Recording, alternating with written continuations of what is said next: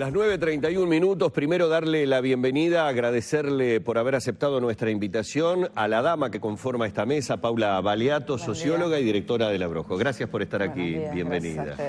Bueno, y por allí sigo por la izquierda de Danilo Tegaldo, se encuentra el doctor Juan Fagundes.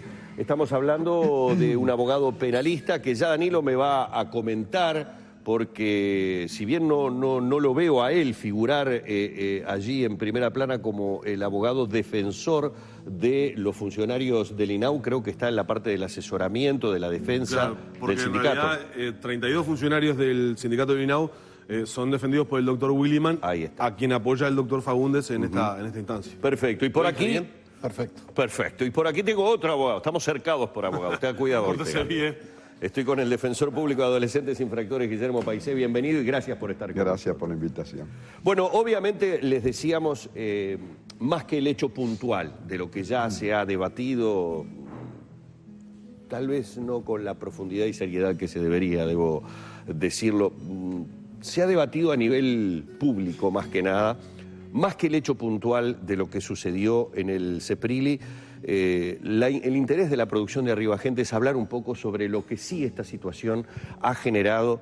Inclusive, y yo ya le tiro la primera pregunta a Paula, inclusive con una posición de parte de gran parte de la ciudadanía, que si tengo que hacer una lectura gráfica, tengo que decir, bueno, ¿y cómo quieren que los traten? Si hubiera más palo y le dieran más de esas, andarían mucho mejor las cosas. Uno lo ha podido percibir, lamentablemente lo digo esto, a través de las redes sociales, a través de lo que la gente nos ha hecho llegar a nosotros en Arriba Gente, cuando de repente mirábamos las imágenes y yo qué sé, alguno ponía cara de circunstancia o de cierto desagrado por lo que allí se veía y nos decían, ¿y qué quieren? Estos te violan, te matan una hija, ¿cómo querés que los traten? Eso fue tal vez de las cosas que más nos llamó la atención de este debate que se ha generado en la sociedad uruguaya a partir de esas imágenes. ¿Cuál es tu opinión con respecto a eso? Sí, siempre digo, frente a este tipo de situaciones se generan esas reacciones más primarias o primitivas, ¿no? Yo creo que es complicado, que nosotros como sociedad tenemos que poder eliminar los niveles de tolerancia hacia la violencia, digamos, no podemos desentendernos de los adolescentes infractores o de los locos, encerrarlos, barrer abajo de la alfombra, tenerlos lejos y después escandalizarnos con la violencia en las canchas de fútbol o mismo con la inseguridad ciudadana, digamos. Hay que tener una lectura global de la situación, ¿no? Entonces hay que hacer digamos, esto es parte de una cultura que se ha instalado, una cultura de intolerancia, una cultura de discriminación, fenómenos complicados de fragmentación social, de anomia, pero me parece que es importante empezar a generar un cambio cultural y tener claro eso, ¿no? Que, digamos, nosotros no podemos escandalizarnos por situaciones de violencia en las canchas. Sí. Y después pretender que exista la pena de muerte o el ojo por ojo. Yo creo que igual, porque hay que ver cuán representativos son esos, ¿no? Porque uno dice, las redes, cuán representativo efectivamente. Sí, sería muy difícil de determinar, pero es clarísimo que son, por lo menos para mi gusto, demasiadas las voces que se alzan en torno más a la condena directa con respecto al delincuente menor de edad, al infractor menor de edad, que aquel que alza la voz diciendo, no, este no es el método para rehabilitarlos y reinsertarlos en la sociedad. Yo creo que tenemos que entender que en la suerte de cómo le vaya a estos chiquilines nos va la suerte de la sociedad en su conjunto, digamos, y poder reflexionar un poco más en torno a esa idea que hay bastante restringida de los derechos humanos, que parece que los derechos humanos se merecen, ¿no? Digamos, si yo me porto bien... Sí, ganátelos los derechos humanos. Y está esa idea que es muy complicada, ¿no? Que se ha instalado y que la vemos incluso defendida por organizaciones que tradicionalmente defienden los derechos humanos, como es el PIT-CNT y la Central de Trabajadores, cuando, frente a estos episodios lamentables que vimos, dicen, bueno, pero hay que estar ahí, Hay que ver que son complicados. Bueno, ya sabemos que son complicados. Por algo pasaron por un proceso judicial, digamos. No es una novedad para nadie. Quedó bastante en entredicho también la viabilidad del proyecto socioeducativo con esos menores en esas circunstancias. Sí, es que eso no hay un proyecto socioeducativo, digamos. No hay proyecto socioeducativo. Y ese es el problema, digamos. Y en el mediano plazo eso es un boomerang que se nos vuelve como sociedad. Eso es lo que hay que tener, porque esos chiquilines van a salir de ahí. Y nosotros como sociedad, incluso de manera egoísta, tenemos que estar preocupados por cómo estamos haciendo una inversión, estamos pagando mucho, las cárceles salen muy caras. Me gustaría hacer una pregunta a Paisé, porque se dio un debate muy amplio, muy arduo con el tema de la baja de la edad de imputabilidad que se puso a consideración de la población, cuando en realidad, de hecho, ya regía un endurecimiento de las penas para los menores infractores. Quiero preguntarle a Paisé si ese endurecimiento de las penas ha cambiado en algo, en la mirada de ustedes a diario como operadores judiciales, y ha cambiado en algo, si repercute de alguna manera o no. Sí, yo pienso, bueno, frente al fenómeno que ocurrió, que se vio en las cámaras, se han generado respuestas de todo tipo y color. Yo no sé si la evaluación de la gente en este caso ha sido tanto contra los adolescentes infractores, que en general hay una corriente que va para allí, ¿no? Pero en este caso la violencia que se vio contra 3 o 4 jóvenes indefensos creo que generó una respuesta un poco diferente a la que estamos habituados los que trabajamos en estos temas. El tema es que hay leyes, constitución y normas internacionales que tenemos que cumplir. Entonces, ahí se establecen, por ejemplo, en la Convención de los Derechos del Niño, el artículo 1 señala una edad que son 18 años. Cuando se habla de rebajar la edad, bueno, no nos olvidemos que Uruguay tiene que respetar aquellas normas que a nivel internacional el país se dio para sí. Entonces, la Convención de los Derechos Humanos es una norma que cambió toda la situación de la adolescencia, un antes y un después.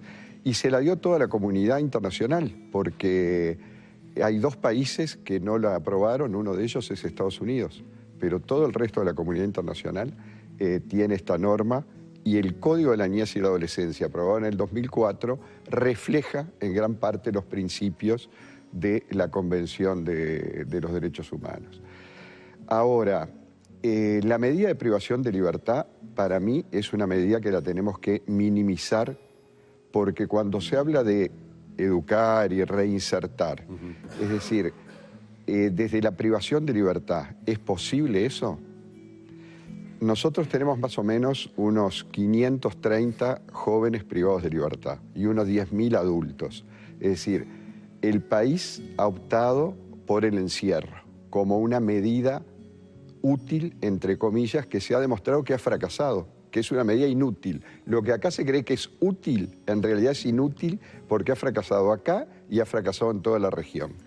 Y los índices de privación de libertad de adultos en nuestro país son altos. Cada 100.000 habitantes tenemos 312 privados de libertad. En Argentina hay 150.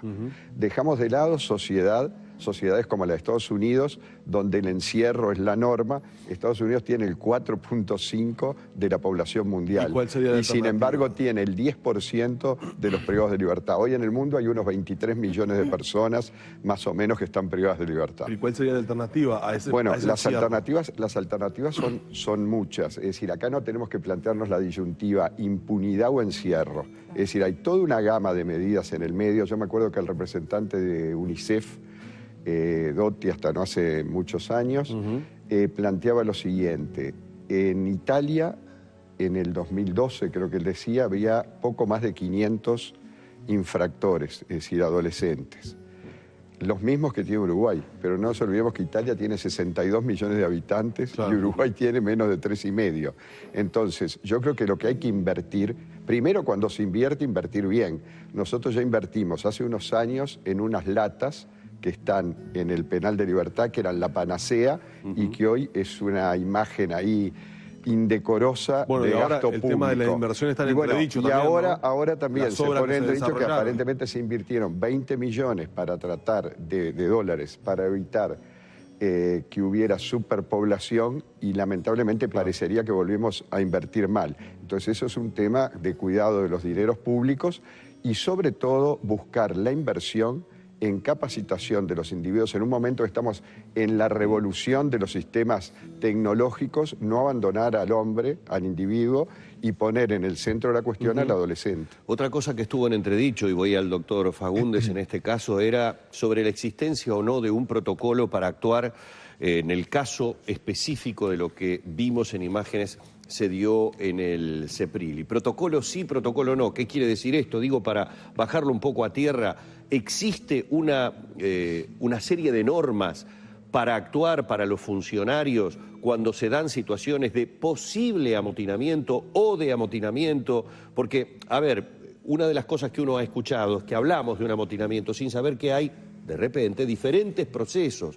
Hay un brote de esa situación, hay de repente un solo adolescente que es el que está enardecido o dos, el resto permanecen ausentes a esa situación. Hay diferentes grados de cómo tratar esa situación específicamente para que se manejen los funcionarios. Sí. Sí, hay diferentes fases que van definiendo lo que es un motín, lo que es una rebeldía, lo que es un ataque psiquiátrico, o lo que es, porque imagínate que en esa situación adolescentes se enferman fácilmente, ¿no? Digo, yo no soy técnico, pero es obvio, encerrar a un adolescente. ¿Qué es lo que pasa? El protocolo tiene, del protocolo, que no es un protocolo, que es un manual, tiene descripta el tema de la requisa, que es otra cosa, es cuando se entra a las celdas para buscar armas y todo lo demás. Y creo que es el artículo 48, 49, que está casi al final, si mal no recuerdo, de la época del INTERG, hay un artículo solo que habla de las actuaciones de reducción, pero no es un protocolo de actuación. Claro. O sea, es una especie de, bueno, y si la cosa se pone brava, se podrá reducir a la persona teniendo en cuenta los derechos de la persona y no tener un trato degradante y todo lo demás.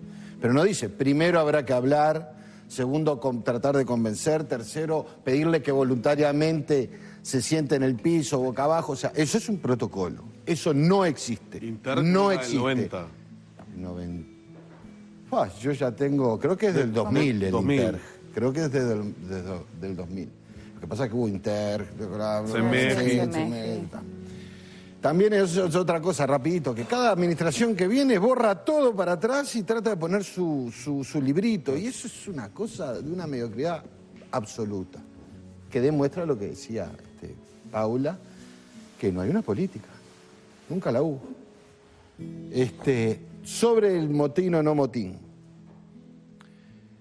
Cuando uno o dos se empiezan a poner nerviosos y toman determinada actitud agresiva, hay una situación que hay que terminar o reducir, por poner una palabra adecuada al tema. ¿Cómo se hace y todo lo demás? Hoy por hoy te diría que la trabaja en la experiencia. Claro. No hay nada que indique ni uniformes, ni se usa ningún tipo de arma, o sea, se habla, se trata de llegar con la palabra y como ustedes ven en la oportunidad que deponen y no deponen, no se sientan, sentate y no se sientan, bueno, se reduce. Reducir es poner al individuo boca abajo, ponerle esposas y grilletes en las piernas. ¿Por qué es eso? Para que no reaccionen, para que no se lastimen, para que no se lastimen entre ellos. Inclusive en el video hay uno que se empiezan a dar cabezazos con otro y los tienen que separar. Bueno, claro, esto es importante aclararlo. Es para salvaguardar la integridad física de la persona y de los otros individuos que pueden ser... Y de los funcionarios. Exactamente. O sea, bien. Hay una situación de violencia. Es feo verlo en la tele, pero hay una situación de violencia. Pero, ¿qué pasa con el tema del motín o no? Tú tenés esta situación, que lo fuera en lo normal, sin duda fue la cantidad de gente, que tiene una explicación, pero listo. Pero, alrededor de ese patio están todas las celdas, que tienen diferentes nombres, son celdas. Entonces, si tú ves, ellos habían intentado romper los candados de las diferentes celdas. No está toda la filmación, pero básicamente es lo que hacen, tratar de soltar a los demás. Cuando esta gente entra y los de la cámara avisan, mirá que están rompiendo los candados, ellos ya se soltaron de sus candados, porque su candado es una berretada, se parten muy fácil los candados. Las ventanas se desarman y se hacen cortes. O sea, está mal hecho eso, evidentemente. Yo nunca sé si está mal hecho, ¿viste? Esa es una pregunta... Un cuestionamiento de la que hacía a un abogado decirle está mal hecho. Muy difícil. Habría que estudiarlo. Yo no sé si está mal hecho o está hecho para eso. Uno de los cuestionamientos era una cámara de cemento de 60 centímetros. En el medio del patio. En el medio del patio. Digo, yo no sé si está mal hecho. Se pagó bastante bien. Entonces, ¿qué pasa?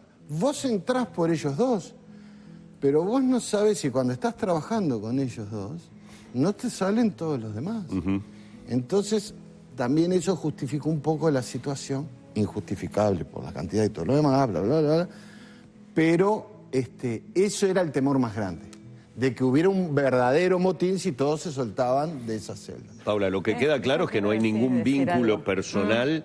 A ver, de repente la palabra puede sonar, discúlpenme, demasiado ingenua, pero uno tiene algunos años vividos dentro del Consejo del Niño, el OINAU, y en un contexto completamente diferente, mi madre, que era directora de esos hogares, mantenía un vínculo afectivo. Sí. Es decir, que acá no hay ningún vínculo posible entre los funcionarios y estos menores infractores. Lo que hay que tener en cuenta es que lo que la ciudadanía vio por primera vez es una foto, digamos, no es un hecho aislado. No es un hecho aislado y muestra... Es común. Sí, es decir, sí, digamos. Hoy y hay porque imágenes, lo vimos en televisión. Y hay imágenes, entonces me parece que lo importante o la oportunidad que siempre, bueno, de una crisis tenemos que ver si podemos sacar una oportunidad, que esto se pueda generar en una oportunidad productiva para de una vez por todas reformar el sistema de justicia juvenil y de medidas de justicia juvenil que tenemos, que es totalmente obsoleto. Entonces, lo que la ciudadanía vio, y la fuerza de la imagen es muy fuerte, es lo que se viene, no es lo peor que pasa. Todo el sistema político lo sabe, el Poder Judicial lo sabe, la familia de los chiquilines lo saben, las organizaciones sociales lo sabemos, el sindicato del INAU lo sabe, porque hubieron funcionarios procesados, ¿no? Y porque siguen habiendo denuncias, y no son denuncias viejas, hay denuncias de violación de derechos humanos que fueron ingresadas este año, digamos, todo lo sabemos y no se acomoda. Entonces, es importante tener presente que esto es una foto de una película y que es necesario modificar radicalmente el sistema. Entonces, digamos, ¿tienen que haber componentes de seguridad? Sí, claro, tienen que haber componentes de seguridad porque hay privación de libertad. Pero que haya componentes de seguridad no quiere decir que el eje sea el protocolo de actuación para reprimir. Porque ahora, ¿no? Ahora está el protocolo. Está centrado en eso, Lo más importante que le tendríamos que preguntar a las autoridades es ¿cuál es el proyecto educativo? Muéstreme cuál es el plan de rehabilitación para este joven que entró acá. ¿Va a estar 8 meses? Bueno, queremos tener cuál es el... Entonces, el delito juvenil, digamos, es un problema complejo que requiere una mirada interdisciplinaria. Pero ¿y todos los técnicos que tiene la institución no son escuchados en todos los consejos o metodologías que saben se aplican en otros países, por ejemplo? Es decir, porque daría la sensación que el debate solamente se da con las cámaras, con los micrófonos, pero que no se da internamente dentro de la institución. Yo creo alguna cosa. Primero, que tenemos que tener claro que ningún adolescente puede ser sometido a torturas, tratos crueles, inhumanos o degradantes. Eso lo dice la norma para los adolescentes y para los mayores de edad, y debemos ser mucho más cuidadosos cuando además están privados de libertad, ¿no? Ese es un tema. Después creo que tenemos que separar la parte estrictamente judicial de la parte administrativa. El proceso de adolescentes es un proceso mucho más garantista que el de adultos, donde está la presencia del juez, el fiscal y el defensor en todas las audiencias, y el adolescente, si no, el proceso es nulo. En los juzgados penales, muchas veces juez, fiscal y demás brillan por su ausencia en determinado momento, entran al box donde se está tomando una declaración. Quiere decir que acá creo que el tema no pasa por el proceso en el ámbito judicial. El tema es un tema estrictamente administrativo y, vuelvo a reiterar, cuanto más personas haya privadas de libertad y cuanto más, en este caso adolescentes infractores, tengamos dentro de lo que es en estos momentos el CIRPA y NAU, más conflictos se van a generar. Entonces yo creo que la inversión son medidas alternativas al proceso, es decir, tratar de despenalizar estos temas, buscar métodos como la Suprema Corte ha empezado a recorrer con lo que son métodos conciliatorios entre las partes para desjudicializar el tema. Y después, si el tema está judicializado, buscar medidas alternativas a la privación de libertad. Y dejar, porque lo dice el propio Código de la Niñez y Adolescencia, la privación de libertad es una medida de último recurso y por el plazo más breve. El juez, cuando aplica una medida de privación de libertad, tiene que justificar por qué aplicó esa medida y no otra. Quiere decir que los elementos están dados. Lo que tenemos es que responder los operadores a las normas que ya están. Me decían, por lo menos las autoridades salientes del CIRPA, que hace algún tiempo se daba el fenómeno de una reincidencia importante de menores infractores que volvían a los centros y que en el último año ellos observaron que se revertían las cifras en cuanto a estadísticas, de que crecía el número de primarios que ingresaban y bajaba la reincidencia. Eso también, de repente, habla un poco también en cuanto a la... Eso tiene también una explicación. Ajá. El fracaso del sistema de mayores está también marcado por una reincidencia de un 60%. Quiere decir que si hoy tenemos 10.000 personas privadas de libertad, hay 6.000 que son reincidentes. Creo que es un número bastante elocuente de lo poco que modifica la cárcel la conducta de los individuos. Ahora, en materia de adolescentes se aprobó la ley 19.055 a finales del 2012, que estableció un año mínimo de privación de libertad y que hay que cumplir para la rapiña. En general, los adolescentes, el 95% de los delitos que cometen son delitos contra la propiedad. Es decir, los delitos contra la persona son menos de un 5%. Faunde, uno de los cuestionamientos que había surgido también por estas horas, que de hecho la Institución Nacional de Derechos Humanos lo planteó, fue, por ejemplo, decían que una de las personas encargadas de monitorear las cámaras de seguridad había sido procesado por abuso de funciones en su momento. Aparentemente uno de los funcionarios más comprometidos en el video también cargaba con procesamiento anterior. De la cantidad de trabajadores que están siendo defendidos por Williman y por usted, ¿son muchos los que cargan con procesamientos anteriores por este tipo de situaciones? No, de los que nosotros hemos patrocinado hasta anoche, creo que ninguno tiene antecedentes penales. Capaz que tiene algún sumario o algo, pero no. Ahí se le pregunta si tiene antecedentes penales. De los otros que mencionás tú, no sé porque no los patrociné. Y de las cámaras, creo que está citado mañana. O sea, no formó parte de este elenco que nosotros patrocinamos. Capaz que mañana pide nuestra asistencia, pero... Creo que mañana va... Además creo que era una sola persona que estaba en monitoreo, creo. Queremos acusar recibo de una enorme cantidad de comentarios y de mensajes que ustedes nos han hecho llegar, sin que esto, como lo decíamos también al principio con Paula, refleje lo que es el pensamiento mayoritario. Hay simplemente una tendencia que yo insisto, la he visto no en nuestro Facebook, sino que la he visto a lo largo de estos días en donde se han dado debates sobre los menores infractores. Mari dice, nadie piensa en que podría haber granjas con menores trabajando, enseñarles a ganarse el sustento, clases, horarios, de paso levantar un poco el tema de agricultura, etcétera, etcétera. Propone posibilidades diferentes. En la colonia Berro hay centros que trabajan en esa línea. Pablo va en otra línea, son unos atrevidos bárbaros, el casi 80% de los delitos los hacen los menores, estos matan para robar y me vienen a hablar de derechos humanos, este defensor de menores seguro no tiene un familiar muerto, dice otra persona, Ana dice, hagan un pozo y entiérrelos a todos, hierba mala crece en todos lados, Estela no va en ese sentido, dice, si los centros de reclusión fueran lugares de verdadera recuperación y los pusieran a trabajar erradicando el ocio, otro gallo cantaría, otro vuelve con que se maten entre ellos y dejen al resto vivir en paz. Lo que decíamos, si sigo voy a tener por lo menos aquí un muestreo, lamentablemente para mi forma de ver, ¿no? Que por supuesto respeto lo que piensen los demás, me quiero afirmar más en lo que decía Paula al principio. Estos jóvenes van a retornar a la sociedad, a nuestra sociedad, a la que comparten con mis hijos, sus hijos, los suyos. Y a la que los produjo también. Claro, lo ideal sería que volvieran de la mejor manera. No parecería ser en estos mensajes, y bueno, y en lo que se dio, que fuera esta la mejor manera. Son muchos años, por eso yo hacía mucho hincapié en los técnicos, son muchos años que mucha gente viene luchando por una política completamente diferente porque esta fracasó.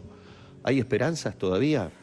Yo tengo esperanzas, creo que tiene que haber una madurez del sistema político.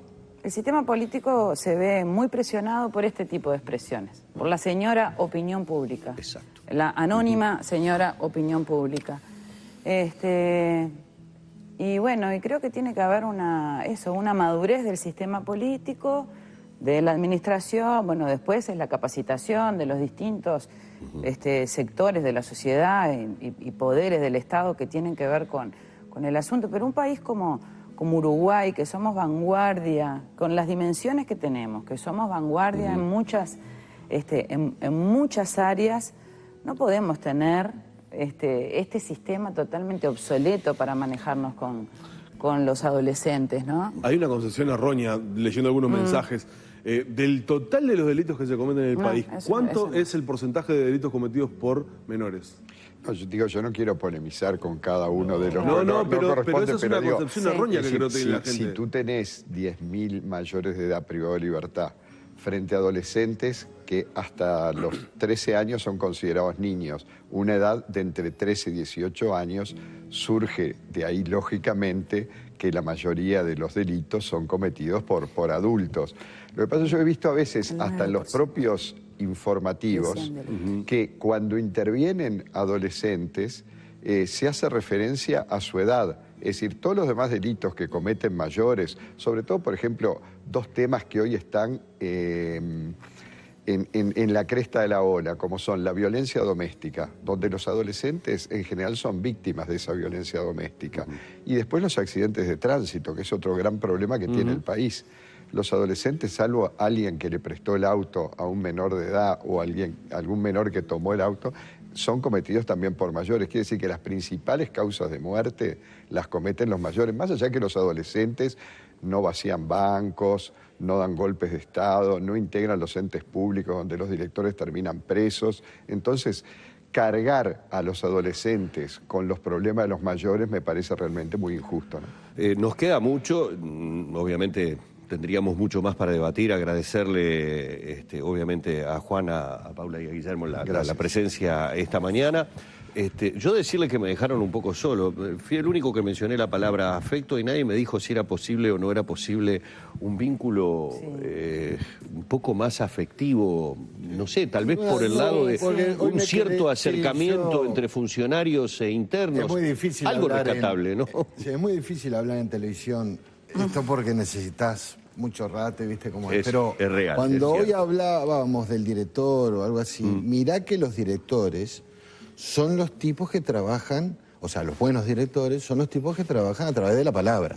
Y la palabra te llega por un vínculo afectivo, porque si no te quieren... Y hay directores que hacen que el muchacho se siente, te escuche, porque hay un vínculo afectivo, porque no hay es vocación, porque hay vocación. Porque hay vocación, porque hay técnica, porque hay calidad humana. Y además, es decir, yo quiero salir en una defensa de los funcionarios del CIRPA y del INAU.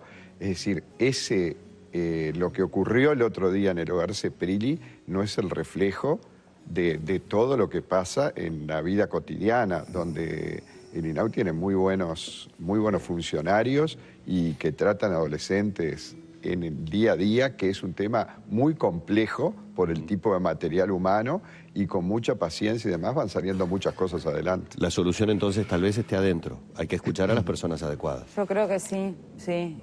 Innovar, tener la decisión política, desarticular los focos de resistencia a los cambios que hay. Bien. Por eso que no están en todos los trabajadores, sino también reivindicar que hay trabajadores vocacionales que quieren lo que hacen. Acá quedó algo. Juan, cerramos. Yo siempre digo una frase que la dijo Luis Fernando Niño, que es un ministro de un tribunal federal penal en Buenos Aires, ha trabajado mucho el tema de la niñez, de los derechos humanos y todo. Y ha dicho muchas cosas importantes, pero para televisión, él dijo lo siguiente: tratar de educar o reeducar en la cárcel es como intentar enseñarle a un muchacho jugar al fútbol adentro de un ascensor. Bien. Ven que es mucho lo que queda para conversar y para debatir. Gracias por la gran cantidad de mensajes, lo que decía recién también Guillermo. No es la intención ponerse a debatir ni contestar, simplemente acusar recibo y agradecerles que estén atentos a lo que se les propone. Simplemente como consejo lo que decimos siempre: escuchar a la gente que sabe, a la gente que está en contacto con el problema y a la que realmente puede aportar soluciones. Es lo que por lo menos procuramos modestamente desde aquí. Gracias por estar esta mañana aquí en Arriba, gente. Vamos al cierre de este espacio, por favor.